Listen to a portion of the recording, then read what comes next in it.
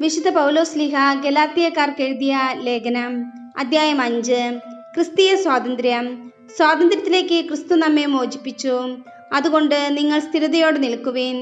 അടിമത്തത്തിന്റെ നുകത്തിന് ഇനിയും നിങ്ങൾ വിധേയരാകരുത്.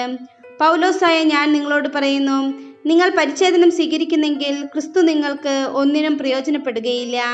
പരിച്ഛേദനം സ്വീകരിക്കുന്ന ഓരോ മനുഷ്യനോടും ഞാൻ വീണ്ടും ഉറപ്പിച്ചു പറയുന്നു, അവൻ നിയമം മുഴുവനും പാലിക്കാൻ കടപ്പെട്ടവനാണ്. നിയമത്തിലാണ് നിങ്ങൾ നീതീകരിക്കപ്പെടുന്നത് എന്ന് കരുതുന്നെങ്കിൽ ക്രിസ്തുവിനോടുള്ള നിങ്ങളുടെ ബന്ധം വിച്ഛേദിക്കപ്പെട്ടിരിക്കുന്നു. കൃപാവരത്തിൽ നിന്ന് നിങ്ങൾ വീണു പോവുകയും ചെയ്തിരിക്കുന്നു. ഞങ്ങളാകട്ടെ പരിശുദ്ധാത്മാവിലൂടെ വിശ്വാസം വഴി നീതി ലഭിക്കുമെന്ന പ്രത്യാശയോടെ കാത്തിരിക്കുന്നു. എന്തെന്നാൽ യേശുക്രിസ്തുവിൽ വിശ്വസിക്കുന്നവർക്ക് പരിച്ഛേദനമോ അപരിച്ഛേദനമോ കാര്യമല്ല.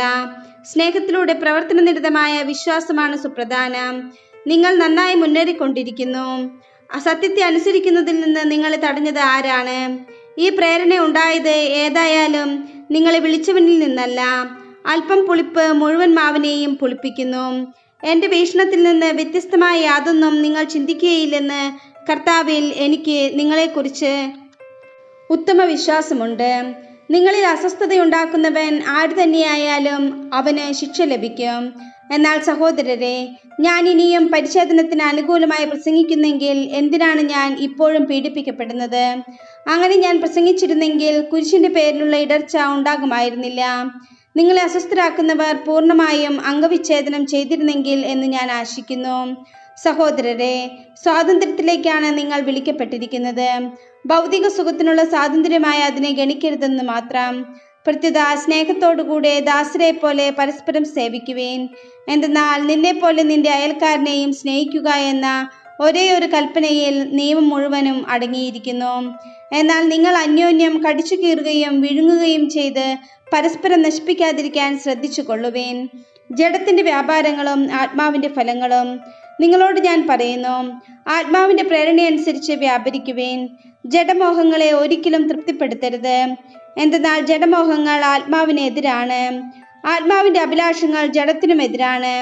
അവ പരസ്പരം എതിർക്കുന്നത് നിമിത്തം ആഗ്രഹിക്കുന്നത് പ്രവർത്തിക്കാൻ നിങ്ങൾക്ക് സാധിക്കാതെ വരുന്നു. ആത്മാവ് നിങ്ങളെ നയിക്കുന്നെങ്കിൽ നിങ്ങൾ നിയമത്തിന് കീഴല്ല. ജഡത്തിന്റെ വ്യാപാരങ്ങൾ എല്ലാവർക്കും അറിയാം. അവ വ്യഭിചാരം, അശുദ്ധി, ദുർവൃത്തി, വിഗ്രഹാരാധന, ആഭിചാരം, ശത്രുത, കലഹം, അസൂയ, കോപം, മാത്സര്യം, ഭിന്നത, വിഭാഗീയ ചിന്ത, വിദ്വേഷം, മദ്യപാനം, മധുരോത്സവം ഇവയും ഈ ദൃശ്യമായ മറ്റു പ്രവൃത്തികളുമാണ്. ഇത്തരം പ്രവൃത്തികളിൽ ഏർപ്പെടുന്നവർ ദൈവരാജ്യം അവകാശപ്പെടുത്തുകയില്ലെന്ന് മുമ്പ് ഞാൻ നിങ്ങൾക്ക് നൽകിയ താക്കീത് ഇപ്പോഴും ആവർത്തിക്കുന്നു.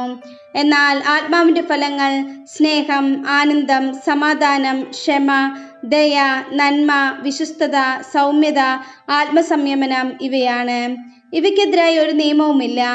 യേശുക്രിസ്തുവിനുള്ളവർ തങ്ങളുടെ ജഡത്തെ അതിൻ്റെ വികാരങ്ങളോടും മോഹങ്ങളോടും കൂടെ ക്രൂശിച്ചിരിക്കുന്നു. നമ്മൾ ആത്മാവിലാണ് ജീവിക്കുന്നതെങ്കിൽ നമുക്ക് ആത്മാവിൽ വ്യാപരിക്കാം. നാം പരസ്പരം പ്രകോപിപ്പിക്കുന്നവരും അസൂയപ്പെടുന്നവരും വ്യർത്ഥാഭിമാനികളും ആകാതിരിക്കട്ടെ.